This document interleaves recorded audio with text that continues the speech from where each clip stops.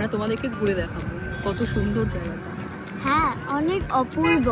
তোমরা জানোই যারা প্রতিদিন দেখছো যে আমরা চেরি ব্লসম দেখতে এসেছিলাম। টাইডাল বেসিনে চেরি ব্লসম না দেখা হলেও আমরা এই দিনটিকে খুব ভালো করে উপভোগ করব সেটাই ভেবেছি। পরন্ত বিকেলে যতটুকু সম্ভব আমাদের দ্বারা আমরা সেটা ঘুরে দেখি। যেমন দেখি এই ওয়ার মেমোরিয়াল, এর মধ্যখানে রয়েছে একটি ফাউন্টেন যেটা এখানে বন্ধ ছিল, এটা সামারে ওপেন হয়। নিচে যে লিনকন সাহেবের মনুমেন্টটি আপনারা দেখতে পাচ্ছেন সেটিতে আমরা আগে গিয়েছিলাম, হোয়াইট হাউসের সামনেও গিয়েছিলাম। শ্রিয়ার ছোটবেলার এই টুকরো টুকরো স্মৃতিগুলি আমি এখানে শেয়ার করছি।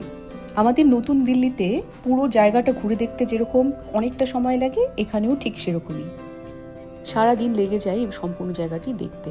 আমরা তাই সম্পূর্ণ জায়গাটি দেখবো বলে স্থির করিনি। আগে যেহেতু অনেকগুলো জিনিসই দেখা ছিল, খালি মনুমেন্টটিতে আমাদের দেখা হয়নি, এবার আমরা সেটাই ঘুরে বেরিয়েছি। তবে শ্রিয়ার ছোটবেলার স্মৃতিগুলি শেয়ার করছি। গতবার আমরা হোয়াইট হাউসটিকে সামনে থেকে দেখি, আর এবার দেখতে পাই তার পেছনের অংশটি। পরন্ত বিকেলে দাঁড়িয়ে যখন প্রচন্ড হাওয়া বইছে, তখন মনুমেন্টের চারপাশ থেকে সম্পূর্ণ জায়গাটি দেখতে অসাধারণ লাগছিল। আজকের ভিডিওতে আপনাদেরকে ওয়াশিংটন ডিসি ঘুরে দেখালাম। আশা করি আপনাদের ভালো লাগছে আমাদের পুরনো আর নতুন স্মৃতিগুলো দেখতে।